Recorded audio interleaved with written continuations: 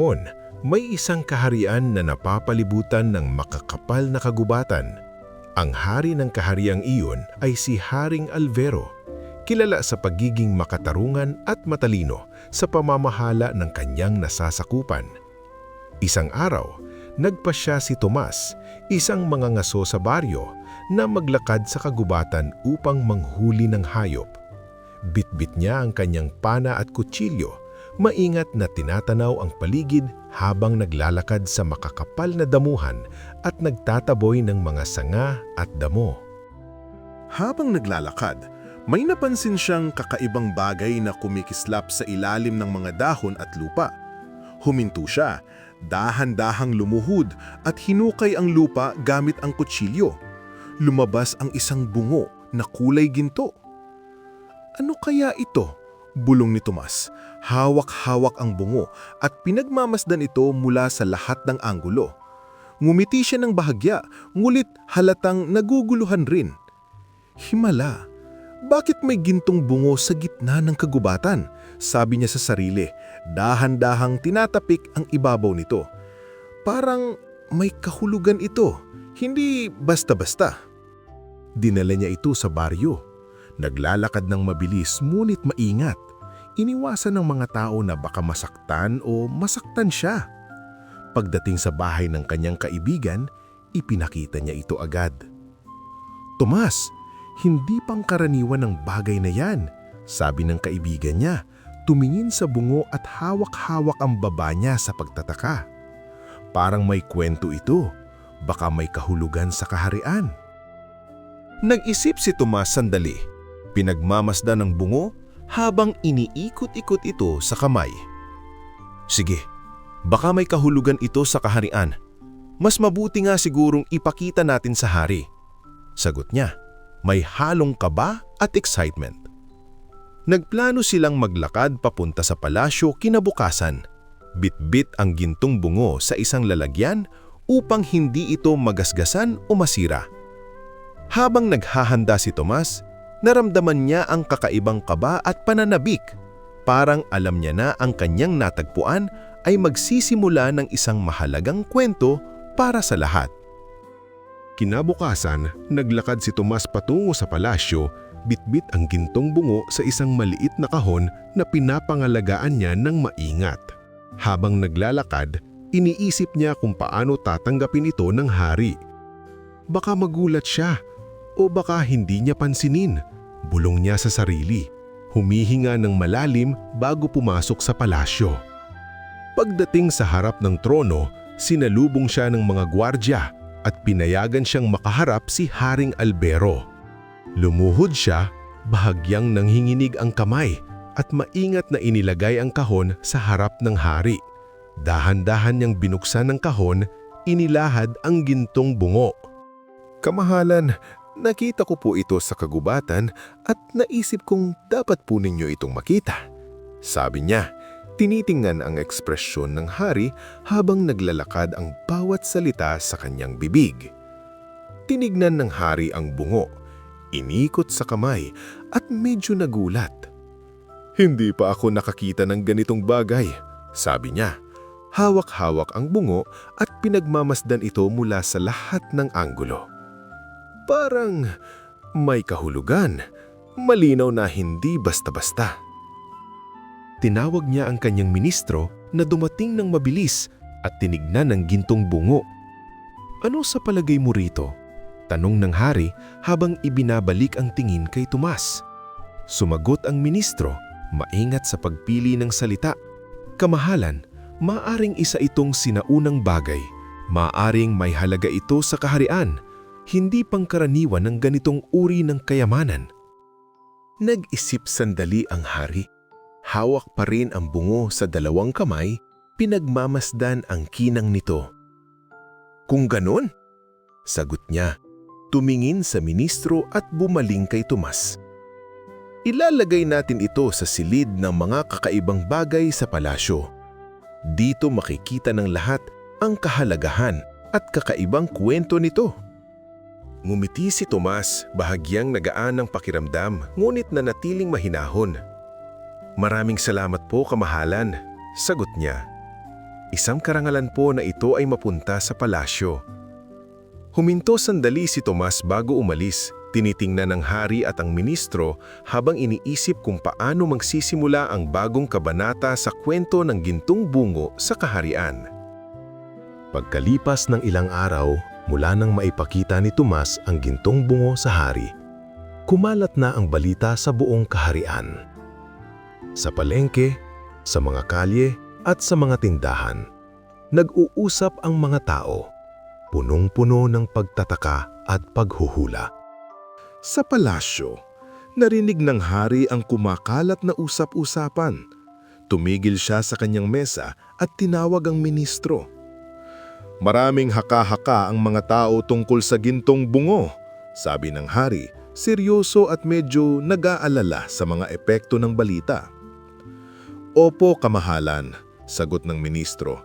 Bumaba ang tingin sa harap ng hari at huminga ng malalim. Kung ganon, ipag-utos po ninyo na ipatawag natin ng mga matatalinong tao sa kaharian. Ang mga pantas, alagad ng sining at mga iskolar ay dapat pag-aralan ng bungo upang malaman ng kahulugan at halaga nito. Nag-isip ang hari sandali, nakatingin sa bungo sa kanyang mesa. Gusto kong malaman kung ano talaga ang lihim na dala ng bagay na ito. Hindi natin dapat hayaan na ang takot o tsismis ang mangibabaw sa palaisipan ng ating kaharian, sabi niya, tinitingnan ng ministro. Opo, kamahalan, agad kong ipapatawag ang mga matatalinong tao, sagot ng ministro, at lumabas ng silid upang ayusin ang pagtawag sa mga eksperto sa kaharian. Isang araw, dumating sa palasyo ang isang matandang pantas na kilala sa kanyang malalim na karunungan. Pinapasok siya agad ng mga gwardya at dinala sa harap ng Haring Alvero. Tahimik siyang lumapit sa mesa kung saan nakalapag ang gintong bungo. Hinawakan niya ito ng maingat at iniikot sa kanyang mga kamay. Pinagmamasdan ang bawat detalye. Tumigil siya sandali, tila nag-iisip ng malalim. Pagkatapos, tumingin siya sa hari at nagsalita ng mahinahon ngunit may bigat sa bawat salita.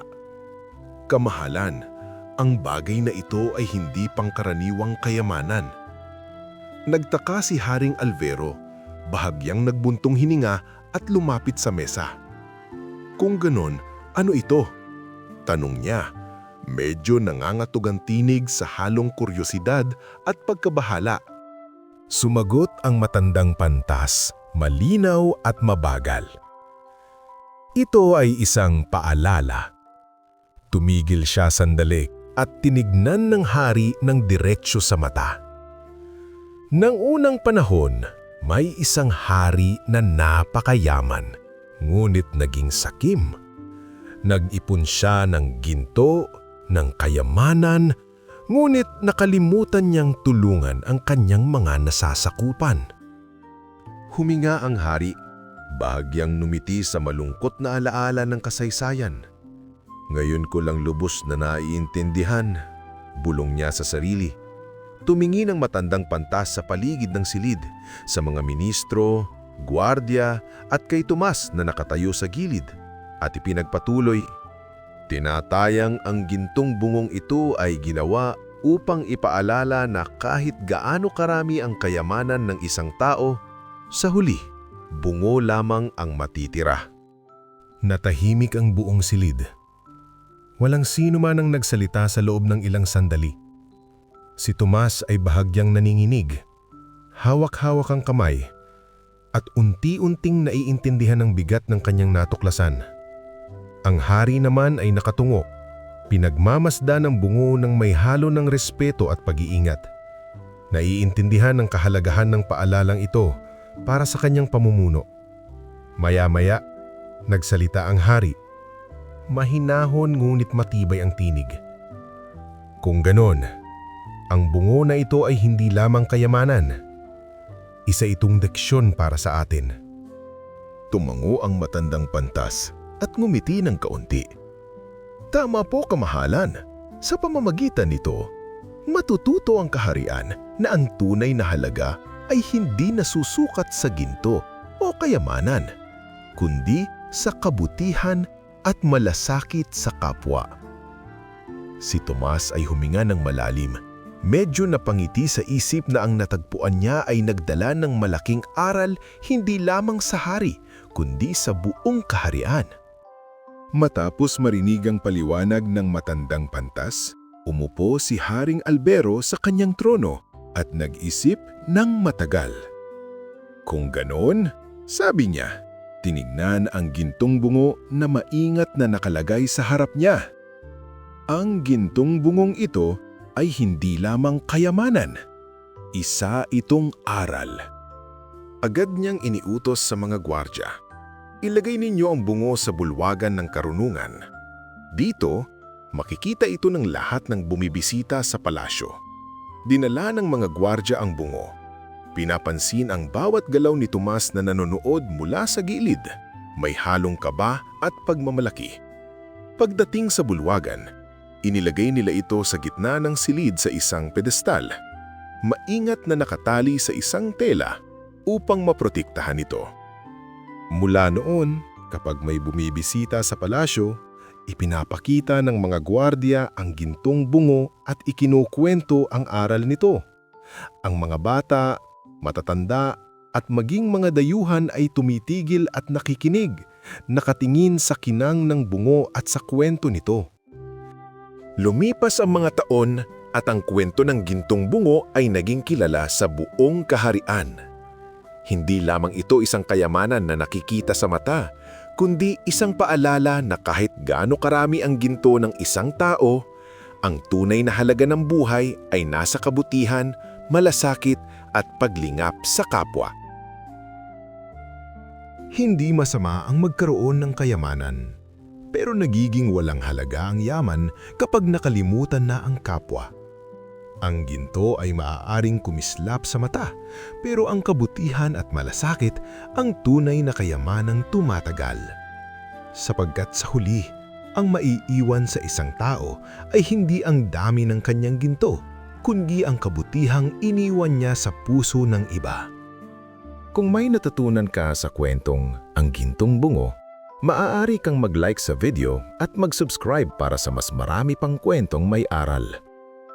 At huwag kalimutang i-share ito sa mga taong kailangang maalala na ang tunay na kayamanan ay hindi nasusukat sa dami ng ginto, kundi sa kabutihan, malasakit at pagtulong sa kapwa.